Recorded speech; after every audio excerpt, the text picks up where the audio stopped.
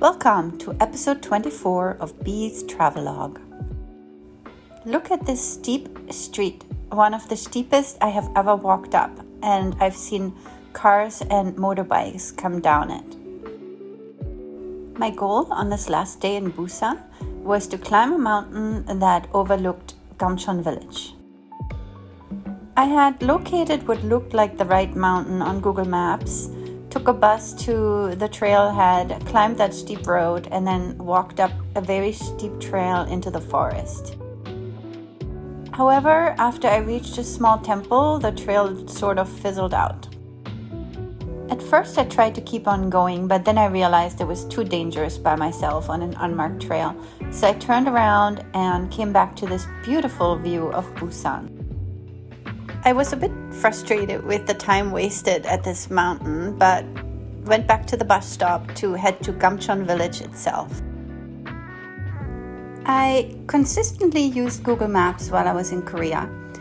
People had recommended Naver, but I really could never get used to it, and Google Maps most of the time provided me with the correct information.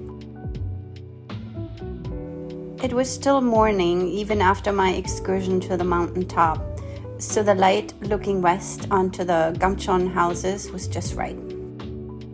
My main goal was to really explore all the narrow side streets that we didn't have a chance to get into on our first day. Although my favorite color is blue, I do love everything that's very colorful and enjoy all colors, so Gamcheon village was really perfect for me.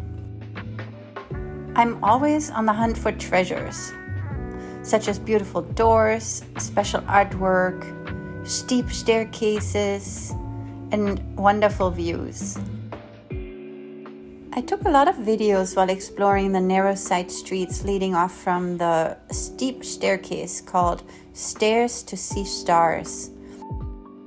It's called that not because there are a lot of stars, but because if you climb it with a lot of heavy bags, the 148 steps will make you dizzy and see stars. The side streets are open to the public. You should be quiet to not disturb the locals, but you can find shops and cafes in the different alleys. You can see how steep and narrow the staircase was. I wish I still had access to my videos, but after I downloaded them to YouTube, I deleted them from my phone, so I currently don't have access to them. I was lucky that I ended up walking down the stairs to see stars and not up, so that's what I recommend. Find a different way to get up to the Gamcheon Cultural Village upper levels and then work your way down. Here in this western part of Gamcheon, I found another walkway and walked to the end of it. At this point, looking east, where the sun was still up in the sky, everything was a little bit hazier and less colorful, but you can still see how big Gamcheon is and how it was built down into the valley. Gamcheon Cultural Village is not a historic place. It's still being lived in by regular Koreans to this day.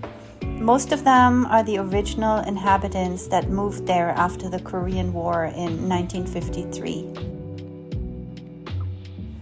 A lot of them are older now, so it's pretty amazing that they're able to climb these steep stairs with their groceries and make it to the houses by themselves. Koreans, and especially older Koreans, are really very fit, I have to say.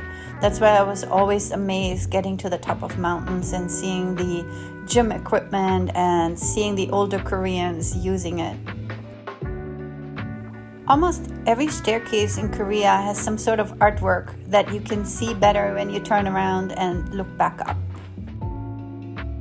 This staircase had a lot of salamanders, even these three-dimensional clay salamanders. I was working my way down, but kept turning around to look up. I love the various colors and the different designs, how these houses were sort of squeezed in next to each other. There were not many tourists, possibly because it was February, which is not a high tourist time, and also because it was still before noon. A lot of the time in Asian countries, and Korea is no exception, a lot of things don't start until 10 o'clock or 11 o'clock. Koreans in general tend to stay up very late studying and working, much later than like in America, for example. School children in Korea often have to get up very early to go to their regular school. My elementary school and middle school students went to school at 9 in the morning, were finished at 2, quickly rushed home, and then came to my afternoon hagwon at 3:30 in the afternoon, and often stayed for just an hour or all the way till 6:30. Then they often go home for dinner with their parents and homework.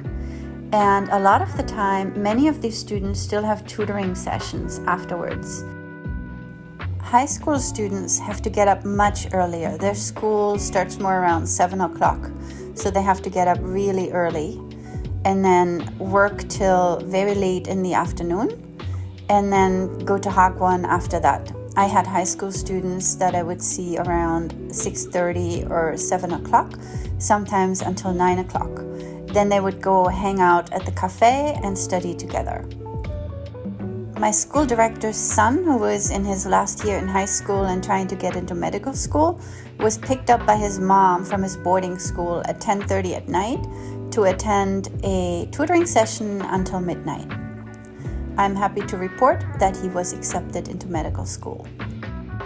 Just now, if you paused the video, you saw a cute cafe that also provided index cards with how to say a few Korean phrases. By this time, I had to head back to the bus stop. I was looking for lunch because I was getting hungry and stopped at this udon place where I talked with a very nice Chinese young man. He was on vacation in Busan and his English was very good. I found a bus back to the subway and then back to the main bus stop from where I needed to take the bus back to Namak. I had some donuts for dessert and then entered the bus. Thank you for watching.